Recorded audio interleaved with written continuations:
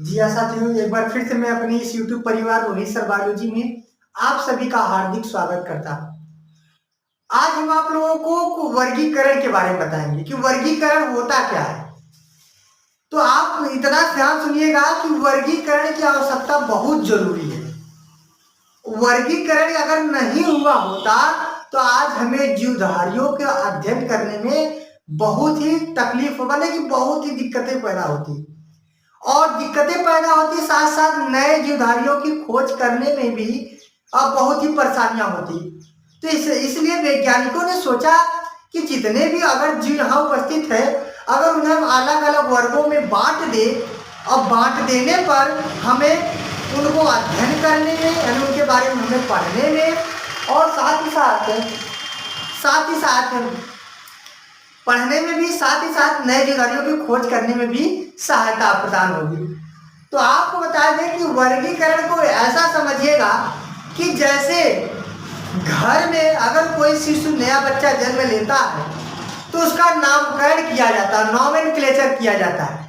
और इसलिए नामकरण किया जाता है ताकि उनको हम बुलाएं और वो चले आए।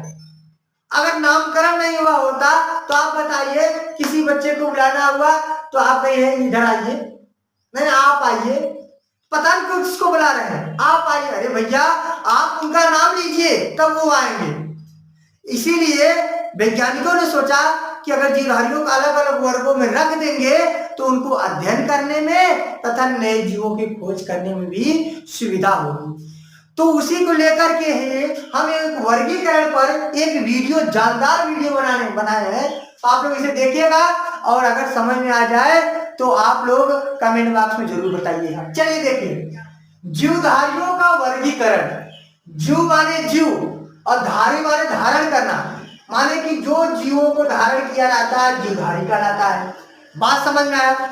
वर्गी माने होता है वर्ग और करण माने होता है करना, माने कि जो जीव को धारण किया गया है, जो जीवधारी होता है, उन्हें अलग अलग वर्गों में बांट देने की प्रक्रिया ही क्या कहलाती है? वर्गीकरण कहलाती है। माने जीवधारियों को अलग अलग बांट दीजिए, वह वर्गीकरण कहलाता है। वर्गीकरण को इंग्लिश में हम लोग टैक्सोनॉमी कहा जाता है। बहुत बढ़िया टॉपिक दिया है कि कोई पूछे वर्गीकरण का अध्ययन क्या कहलाता है, वर्गीकरण ही करना क्या कहलाता है, तो इंग्लिश लिखा होता है टैक्सोनॉमी। तो टैक्सोनॉमी का मतलब क्या होता है कि वर्गीकरण करना ही टैक्सोनॉमी कहलाता है। अब आपसे कोई पूछे कि टैक्सोनॉमी किसे कहते हैं, कह दीजिए अलग अलग वर्गों में जीवधारियों को बांट देना ही टैक्सोनॉमी कहलाता है। अब वर्गीकरण कहते किसे हैं, तो जीव विज्ञान की वह शाखा, माने कि हम जीव विज्ञान के अंतर्गत इसका अध्ययन करेंगे, और जीव विज्ञान के अंतर्गत अध्ययन करेंगे तभी इसका नाम जीव विज्ञान की शाखा पड़ता है। जीव विज्ञान की वह शाखा जिसके अंतर्गत अलग अलग प्रकार के जीवों का, माने विभिन्न प्रकार के जीव होते हैं, कुछ छोटे होते हैं, कुछ बड़े होते हैं, कुछ एक कोष के होते हैं, कुछ बहुकोष के होते हैं, कुछ प्रोकैरियोटिक होते हैं, कुछ यूकैरियोटिक होते हैं। इसलिए अलग अलग प्रकार के जीवों का नामकरण करके, माने जो अलग अलग जीव हैं उनका नामकरण कर दीजिए और उनको अलग अलग समूहों में बांट दीजिए, माने उनका नाम रख दीजिए। नाम रखने के बाद एक अलग अलग वर्ग में बांट दीजिए, और यही बांटना ही वर्गीकरण कहलाता है। आप ऐसे भी कह सकते हैं कि जीवधारियों का नामकरण कर करके अलग अलग समूहों में बांटने की प्रक्रिया वर्गीकरण कहलाती है। वर्गों में बांटने की प्रक्रिया वर्गीकरण कहलाती है। यह वर्गीकरण का डिफिनीशन हुआ। आपको हम जरा बता दें, आप अगर नए नए एक स्कूल खोले हैं, अब नए नए स्कूल खोला है तो विभिन्न प्रकार के बच्चे आएंगे। कुछ आएंगे बाबू लोग आएंगे, छोटे छोटे नन्हे मुन्ने बच्चे आएंगे, कुछ सीनियर लोग आएंगे। अब आप अगर एडमिशन करेंगे उनका, तो एडमिशन करने के बाद आप एक एक रूम में तो बैठाएंगे नहीं, छोटा है बड़ा है सीनियर है, आप एक जगह तो बैठाएंगे नहीं। सबसे पहले सबका नाम लिखेंगे, ये भैया ये आए हैं, मतलब विभिन्न प्रकार का नाम, फलाने ढकाने जो भी कुछ है उनका नाम लिखेंगे।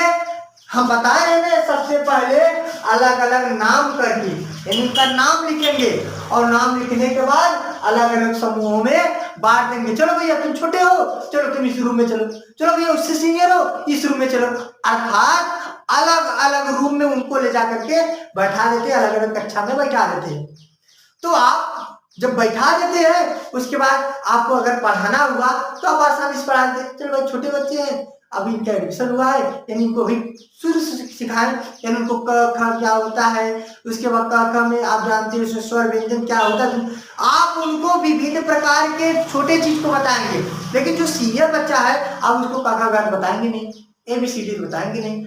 आप उनको एक सिलेबस के अकॉर्डिंग पढ़ाएंगे। तब उनका सिलेबस क्या है, उनको क्या पढ़ाना चाहिए। आपको देखिए पढ़ाने में सुविधा हुई है कि नहीं हुई, खोज करने में भी सुविधा। अब कोई नन्हा बच्चा आया है तो आप नन्हा मुन्ना बच्चा है तो आपको कोई जरूरत है नहीं, आप कहेंगे नन्हा मुन्ना, चलो भाई आप नन्हे मुन्ने इधर है, यानी उनको रूम को बदल दिए हैं। यानी आपको नए बच्चों को बैठाने में भी सुविधा प्रदान होगी। सेम उसी प्रकार से जीवधारियों को उनका नाम रख दीजिए, अलग अलग समूहों में बांट दीजिए। इसी को हम लोग वर्गीकरण कहते हैं। क्या कहते हैं, वर्गीकरण कहते हैं। अब एक इंपॉर्टेंट पॉइंट है, बहुत इंपॉर्टेंट पॉइंट है कि वर्गीकरण को सबसे पहले बताया किसने। चलिए भैया सबसे पहले वर्गीकरण के बारे में 1753 ईस्वी में 1735 ईस्वी में 1735 ईस्वी में कैरोलस लीनियस भैया ये वैज्ञानिक है। कैरोलस लीनियस ने 1735 ईस्वी में सबसे पहले कैरोलस लीनियस नामक वैज्ञानिक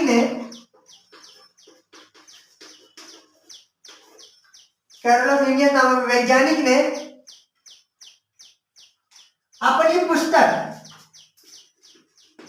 अपनी ये बहुत ही प्रचलित पुस्तक है, आप लोग इसका नाम नोट कर लीजिएगा। अपनी पुस्तक सिस्टेमा नेचुरी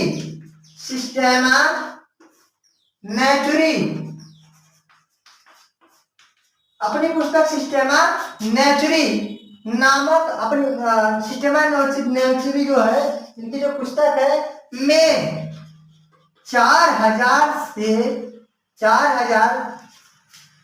से ज्यादा जीवों का वर्गीकरण, 4000 से ज्यादा जीवों का वर्गीकरण किए। आप लोग ध्यान दीजिएगा कि सबसे पहले वर्गीकरण के बारे में कैरोलस लीनियस ने किया था। इन्होंने कब किए थे, 1735 ईस्वी में।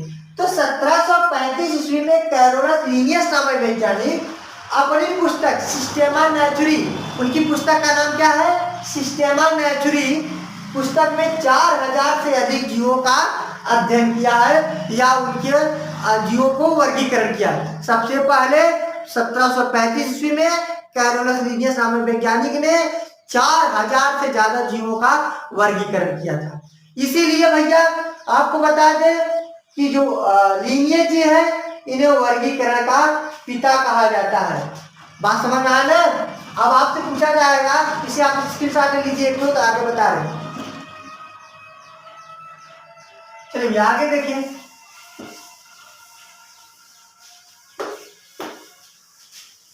अब भैया जो लोग नहीं नोट कर पाए हैं वीडियो को थोड़ा पीछे कर लीजिए, पीछे करके रिपीट करके देख लीजिएगा, पुनः देख लीजिए। अब सबसे पहले कैरोलस लीनियस जी बताए, कौन बताया है, कैरोलस लीनियस। आपको पता है जिसके बारे में कोई नहीं जानता, अगर उसको जब कोई बता देता है तो उसका जनक कहलाता है। क्या कहलाता है, जनक। यानी वर्गीकरण को सबसे पहले किसने बताया है, तो लीनियस जी बताया है। इसीलिए कैरोलस लीनियस जी को वर्गीकरण का जनक कहा जाता है या वर्गीकरण का पिता कहा जाता है। अंग्रेजी में कहते हैं father of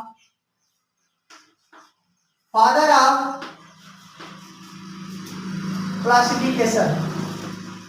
father of classification कौन है, Carolus Linnaeus. Father of taxonomy कौन है, तो भी आप कह सकते हैं कौन है, कैरोलस लीनियस जी। ऐसा क्यों है, क्योंकि सबसे पहले उन्होंने बताया था कि वर्गीकरण जो होता है वो जीवों का किया जाता है ताकि उनको अध्ययन करने की भी सुविधा हो। चलिए भैया अब इसके बाद जो आगे का जो आगे का वर्गीकरण है, द्विनाम पद्धति क्या है, इसके बाद जो जगत का जो वर्गीकरण हुआ, क्लासिफिकेशन ऑफ जो किंगडम है, जगत हुआ है, 2 जगह सिद्धांत किसने दिया, 3 जगह सिद्धांत किसने दिया, 4 जगह सिद्धांत किसने दिया, 5 जगह सिद्धांत किसने दिया, 6 जगह सिद्धांत किसने दिया।